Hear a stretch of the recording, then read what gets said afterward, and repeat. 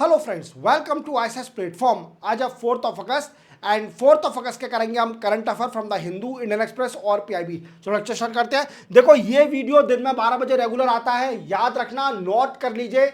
दिन में 12 बजे या फिर बेल आइकन प्रेस कर लीजिए जिससे आपको मेरे हर वीडियो की नोटिफिकेशन मिल सके। चलते वीडियो स्टार्ट करते हैं। देखो, पहले पढ़ेंगे आर्मी बटालियन रिफॉर्म। देखो, जैसे आप जानते हो कि ऑपरेशन सिंदूर के बाद 4 डेज का कॉन्फ्लिक्ट हुआ था इंडिया और पाकिस्तान के बीच में। कई सारे फिर इसके बाद कई सारे लूप होल पता चले हमें आर्मी की बटालियन में, इवन रेजिमेंट में। अब वो रिफॉर्म क्या क्या हो सकते हैं, क्या आर्मी प्लानिंग कर रही है, गवर्नमेंट क्या प्लानिंग कर रही है, वो अपन डिटेल में जानेंगे। There after president Philippines visit in India. देखो, प्रेसिडेंट फिलीपींस के इंडिया आए 4 डेज की विजिट पर, क्या डिस्कस हुआ है वो मैं आपको डिटेल में समझाऊंगा। There after global treaty on plastic pollution. Global treaty on plastic pollution was signed in 2022 by effort of United nation. अब ये क्या है, इकोनॉमिक लॉस कितना कर रहा है प्लास्टिक का यूज करने से, वो मैं आपको डिटेल में समझाऊंगा। Then after national sports governance bill. देखो, national sports governance bill government planning कर रही है लोकसभा से पास करने के लिए। ये बिल क्या है वो अपन डिटेल में जानेंगे। देखो, आर्मी बटालियन रिफॉर्म। देखो, जैसे आप जानते हो कि ऑपरेशन सिंदूर में हमने कई सारे टेररिस्टों के चितड़े चितड़े उड़ा दिए थे, क्लियर। और 9 साइट जो कि टेररिस्ट की साइट थी उन पर अटैक किया और इवन उनके कई सारे टेररिस्ट लोग मारे गए।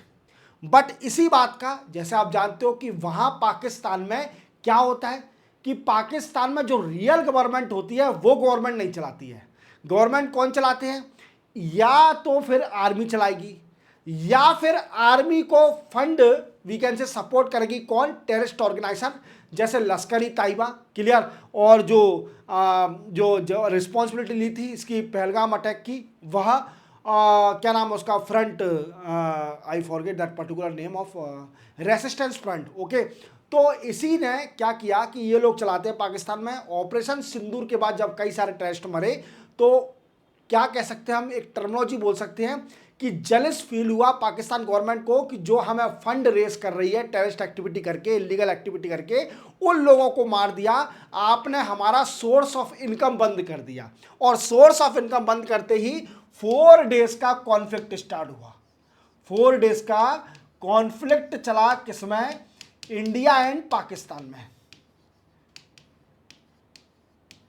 इंडिया एंड पाकिस्तान में, क्लियर। 4 डेज का। बट इसमें क्या हुआ कि जैसे आप जानते हो कि पाकिस्तान को कई सारे ड्रोन दिए गए थे। किसने? जैसे चाइना ने मदद करी थी, ये टर्की ने मदद करी थी, कई सारी, अजरबैजान ने भी सपोर्ट किया था पाकिस्तान को, और हम सिंगल थे।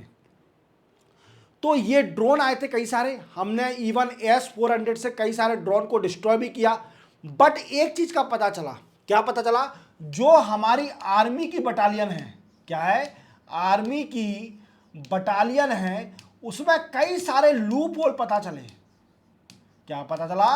लूप होल पता चले कि इसके अंदर कई सारे लूप होल हैं। Even we need to adopt the technology और new technology in the army capability, clear clear.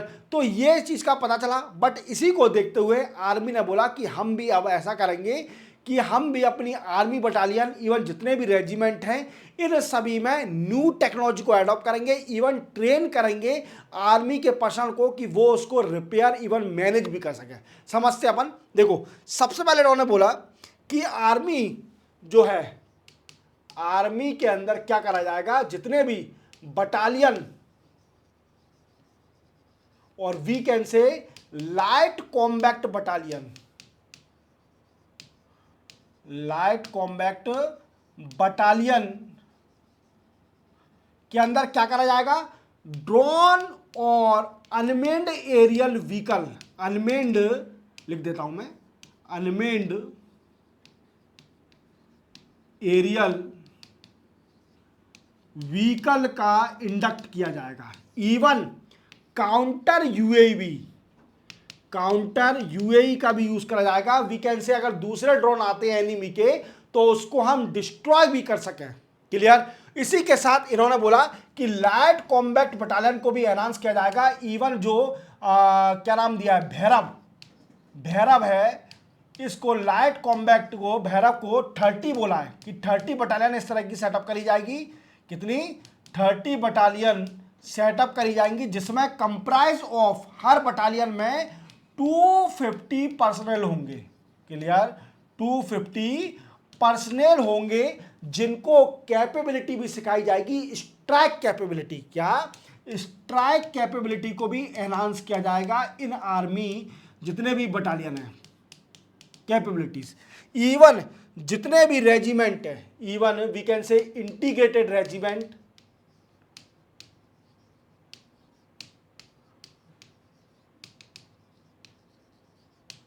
Infant regiment,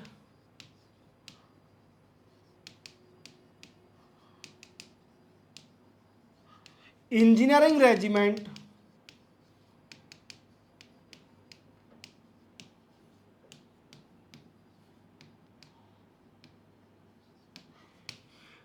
mechanical and repair regiment, इन सभी को भी रिफॉर्म किया जाएगा। कितने? जितने भी रेजिमेंट हैं इन सभी को रिफॉर्म किया जाएगा। इवन इनके अंदर ड्रोन की कैपेबिलिटी को इंडक्ट किया जाएगा। किसको? यूएवी को इंडक्ट किया जाएगा, और काउंटर यूएवी को, काउंटर यूएवी। अब इसी के साथ जितने भी पर्सन हैं इनको ट्रेनिंग भी दी जाएगी। किस चीज की ट्रेनिंग? ट्रेनिंग इस चीज की कि जो अनमेन्ड एरियल व्हीकल है इसको रिपेयर भी कर सके, इसको मेंटेन कर सके, इसको ऑपरेट भी कर सके। क्या? ऑपरेट भी कर सके इंडिपेंडेंटली। इन पर्सनल को ट्रेनिंग भी दी जाएगी इसके साथ साथ। तो very good decision from the side of government as well as army, that army is planning to enhance the defense capability of the battalion or the regiment. यह अच्छा डिसीजन है।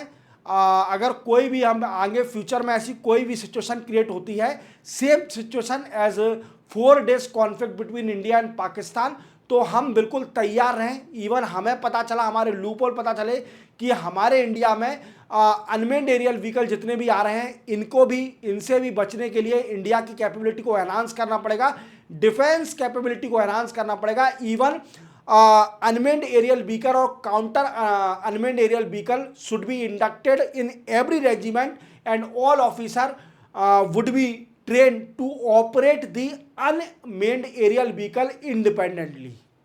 क्लियर? इवन इसको रिपेयर भी कर सके, manage भी कर सके, ऑपरेट भी कर सके। इवन उनको ट्रेनिंग दी जाएगी आर्मी के ऑफिसर को। और अच्छी बात है, हमारी आर्मी और अच्छे, देखो मुझे लगता है कि जब 4 days का कॉन्फ्लिक्ट हुआ है, it is considered as a exercise. क्या बोलेंगे हम इसको? मैं तो सोचता हूं कि ये मिलिट्री एक्सरसाइज थी हमारे लिए। क्या है? मिलिट्री एक्सरसाइज थी। जो 4 days का कॉन्फ्लिक्ट हुआ था इंडिया और पाकिस्तान के बीच में, मेरा यह मानना है कि एक मिलिट्री एक्सरसाइज थी। अब कैसे? देखो इससे क्या होता है कि जैसे आप जानते हो कि हमारी इंडिया कई सारी एक्सरसाइज तो करती है, नेवी भी करती है, मिलिट्री भी करती है, बट रियल सिचुएशन की फीलिंग अलग होती है। क्या था? पाकिस्तान इंडिया का जो कॉन्फ्लिक्ट हुआ 4 days का, उसमें मिलिट्री की एक्सरसाइज पता चली, एक्सरसाइज हुई, और इसमें यह पता चला कि हमें कहां कहां पर कमी है। क्योंकि अगर हम खुद एक्सरसाइज कंडक्ट कराएंगे तो हम वही चीज को अडॉप्ट करेंगे जो चीज हमें, मतलब हमें पता है कि इससे कैसे बचना है। अगर दूसरी कंट्री से कोई नई टेक्नोलॉजी आती है हमें मारने के लिए, तो हमें पता चलेगा कि हमारी लूपहोल क्या है, हमारे ओवरऑल क्या है, लूपहोल क्या है। इससे पता चला इंडिया को कि उसके लूपहोल क्या है। तो इसी वजह से आर्मी अपने आप को रिफॉर्म करना चाह रही है, और नए नए रेजिमेंट और इन सभी में रिफॉर्म अनमेन्ड एरियल व्हीकल और काउंटर अनमेन्ड एरियल व्हीकल को अडॉप्ट कर रही है। इवन जो आर्मी पर्सनल हैं would be trained to operate the UAV और काउंटर यूएवी। याद रखोगे? चलते अपन आगे। सिंपल था। देखो president Philippines Romualdez Marcos as junior visit in India. देखो थोड़ा नाम डिफिकल्ट है, ये अभी 4 days की विजिट पर आए हैं, और 4 अगस्त से 8 अगस्त ये इंडिया में रहेंगे। क्लियर? जैसे आप जानते हो फिलीपींस कंट्री है, इसका चाइना से बड़ा इशू है। अब चाइना से इशू क्या है? चाइना से इसका इशू है साउथ चाइना सी का, साउथ चाइना सी का। और मैंने आपको एक फैक्चुअली बताया था, nearly 45% of the trade of the world pass through South China Sea. याद रखना, ये फैक्चुअल मैं नियरली बता रहा हूँ। 45% जितना भी ग्लोबल ट्रेड होता है ये साउथ चाइना सी से पास होता है, और साउथ चाइना सी पर क्लेम करती है चाइना कि जब पूरा सी हमारा है। इवन इसी बात की कंट्री पॉइंट बने हुए हैं बिटवीन चाइना और all south Asia east Asian country. और इसी को देखते हुए फिलीपींस का बड़ा इशू है साउथ चाइना सी का, क्योंकि China and Philippines both country near to the South China Sea इधर। तो वो ज़्यादा फिलीपींस के प्रेसिडेंट आ रहे हैं। 2022 में इन्होंने अपना ऑफिस को रिज्यूम किया था, वी कैन से एज्यूम किया था, क्लियर। और 2022 में प्रेसिडेंट बने थे। मोदी साहब ने भी इनको बधाई दी थी, कॉन्ग्रेचुलेशन बोला था कि बधाई हो, आप प्रेसिडेंट बन गए फिलीपींस के। इवन मनीला, जैसे मैंने बताया था, एशियन डेवलपमेंट बैंक का हेडक्वार्टर कहाँ पर है? मनीला, फिलीपींस में। अब ये आए तो हैं, क्यों आए? देखो, जैसे आप जानते हो कि हमारी इंडिया और चाइना को काउंटर करने की पॉलिसी है कि चाइना को हमें मारना नहीं है, काउंटर करना है, हमें अपनी कंट्री की कैपेबिलिटी को एनहांस करना है। इवन अगर कोई फ्यूचर में कैजुअलिटी आती है, वी कैन से कैजुअलिटी आती है from the side of China, तो we would totally prepare to face such kind of casualty और the any kind of warfare, clear. तो क्या है कि इसी को देखते हुए फिलीपींस का भी चाइना से हुआ। जैसे मैंने बताया कि हमारे कोटल चाणक्य जी, जो चाणक्य जी थे, उन्होंने पहले ही बोल दिया था कि enemy enemy is a friend. और फिलीपींस चाइना का एनिमी तो नहीं बोल सकते, फिलीपींस से थोड़ी बनती नहीं है, और इंडिया भी नहीं है एनिमी चाइना का, बट ये दोनों दोस्त बनने की कोशिश कर रहे हैं। इवन इंडिया है, अब मुलाकात होगी जय जयशंकर साहब से। Even we also started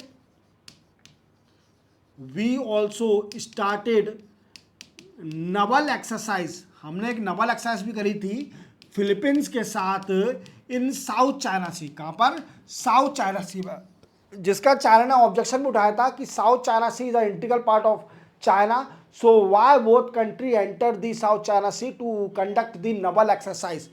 but हमें कोई अभी देखो इंटरनेशनल रिकॉग्नाइजेशन नहीं हुआ है इसका कि साउथ चाइना सी अभी चाइना का ही पार्ट है। ये तो अपनी तरफ से क्लेम करती है, चाइना का तो रूल है, क्योंकि वो तो अरुणाचल प्रदेश को भी अपना पार्ट बताती है, क्लियर। तो वो अलग कहानी है उनकी। तो इसी को देखते हुए फिलीपींस के प्रेसिडेंट आ रहे हैं, आ चुके हैं। आज ही 4 अगस्त है और 4 दिन रहेंगे इंडिया में। एस जयशंकर साहब, जो भी डिस्कस होगा वो मैं डिटेल में बताऊंगा आपको। इवन इंडिया और फिलीपींस के रिलेशन को 75 ईयर हो चुके हैं, 75 ईयर ऑफ रिलेशन, और जो कि स्टार्ट हुए थे 1949 में रिलेशन स्टार्ट हुए थे फिलीपींस और इंडिया के। इवन 75 ईयर रिलेशन के हो चुके हैं। और इसी को एक और रीज़न है, ये भी रीज़न है कि 75 ईयर ऑफ रिलेशन सेलिब्रेशन, इसलिए प्रेसिडेंट फिलीपींस के आ रहे हैं। अब जो आगे डिस्कस होगा वो मैं आपको डिटेल में बताते जाऊंगा। चलते हैं। The global treaty on plastic pollution, देखो global treaty on plastic pollution was sign in 2022, कितने? 2022, और by effort of United Nation के एफर्ट से global treaty on plastic pollution sign करी गई। बट इसका मेन मोटिव क्या है? देखो, जैसे आप जानते हो कि plastic is also one of the biggest drawback our climate change, clear. जैसे कार्बन, क्लोरोफ्लोरोकार्बन, जैसे ये मिथेन है, ये कई सारे एनवायरमेंट इफेक्ट करते हैं, ऐसे ही प्लास्टिक भी इफेक्ट करती है। Even it also adversely effect on the health of the human being के हेल्थ पर भी इफेक्ट करती है एडवर्सली। तो इसी को देखते हुए 2022 में ग्लोबल प्लास्टिक की ट्रीटी एक साइन हुई गई, और इसी बार फिर से रिज्यूम करा जाएगा ये टॉक कि इसमें और कैसे हम इम्प्रूव कर सकें, रिफॉर्म कर सकें कि प्लास्टिक पर कंट्रोल किया जाए, क्योंकि ये नॉन बायोडिग्रेडेबल थिंग है, क्लियर। प्लास्टिक जैसे आप जानते हो कि कभी ये ख़त्म ही नहीं होती, इसका रीयूज़ करते जाओ पर ये ख़त्म नहीं होगी, नॉन बायोडिग्रेडेबल है। इसी वजह से ये रिज्यूम होने जा रही है इसकी टॉक फिर से, और कुछ रिफॉर्म करे जाएंगे। और अगर देखा जाए तो प्लास्टिक का यूज़ करने से जो हेल्थ रिलेटेड इकोनॉमिक लॉस होता है, क्या है? इकोनॉमिक लॉस एक्सीड, कितना एक्सीड कर चुका है? एक्सीड 1.5 ट्रिलियन डॉलर, कितना? 1.5 ट्रिलियन डॉलर एनुअली। इतना साल में एक्सीड कर चुका है, 1.5 ट्रिलियन डॉलर का लॉस हो चुका है हेल्थ से रिलेटेड, एनुअली होता है हमारे यहाँ पर। तो प्लास्टिक का यूज नहीं करना है। प्लास्टिक हमारे लिए मतलब हेल्थ के लिए भी प्रॉब्लम क्रिएट कर रहा है। इवन प्लास्टिक का हमारी बॉडी में भी कभी कभी चले जाता है प्लास्टिक, तो that is also non biodegradable. जब एनवायरमेंट में डिसॉल्व नहीं हो रहा तो हमारी बॉडी में कैसे डिसॉल्व हो जाएगा, समझे मेरी बात को। तो प्लास्टिक के लिए फिर से रिज्यूम हो रही है टॉक, प्लास्टिक पर कंट्रोल करने के लिए। इवन इंडिया ने भी कई प्रयास करे, बट कई सिटियों में प्लास्टिक अभी मिलता है, polythene, that is also a plastic part. Clear. तो इस पर कंट्रोल करने के लिए फिर से रिज्यूम टॉक हो रही है। अब देखते हैं आगे क्या होता है, फिर मैं आपको बताऊंगा। नेशनल स्पोर्ट्स गवर्नेंस बिल, देखो नेशनल स्पोर्ट्स गवर्नेंस बिल अभी लोकसभा में पास होने वाला है। क्या है, लोकसभा पास होने वाला है। इवन गवर्नमेंट इसको पास करने वाली थी, बट कुछ डिफिकल्टी हो गई। जो SIR जो बिहार में चल रहा है, रिवीजन ऑफ द इलेक्टोरल, उस चक्कर में क्या है कि सब्जी मंडी बन गई थी पार्लियामेंट के अंदर, ऐसे ही बोलेंगे, क्योंकि कंस्ट्रक्टिव क्रिटिसिज्म तो नहीं हो रहा, डिस्ट्रक्टिव क्रिटिसिज्म हो रहा है। क्लियर। तो क्या है कि इसी को देखते हुए क्या ये बिल पास नहीं हो पाया। इवन बिल पास होने वाला है, नेशनल स्पोर्ट्स गवर्नेंस बिल, ये पेंडिंग में है, लोकसभा से पास होगा, फिर राज्यसभा में जाएगा। अब इस बिल में क्या होगा, देखो इसका मेन मोटिव यही है, सिर्फ only increase transparency in sports bodies और फेडरेशन।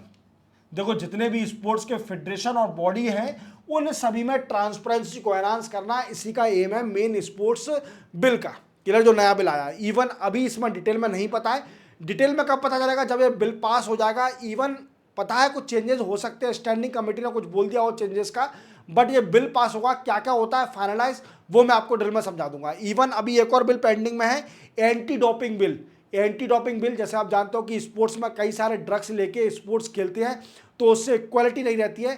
क्लियर। स्पोर्ट्स को एक एंटरटेनमेंट की तरह कंसिडर करिए, तो एंटी डोपिंग एजेंसी को कंट्रोल करती है। इवन अब देखते हैं ये बिल पास होता है, जब भी आपको बताऊंगा। आज कम न्यूज़ थी, इवन डिटेल में कुछ ऐसा नहीं है, तो इसलिए मैंने आज जल्दी वीडियो बना दिया और जल्दी लेक्चर कंप्लीट कर दिया आपके लिए। मिलते हैं अब कल, तब तक के लिए जय हिंद।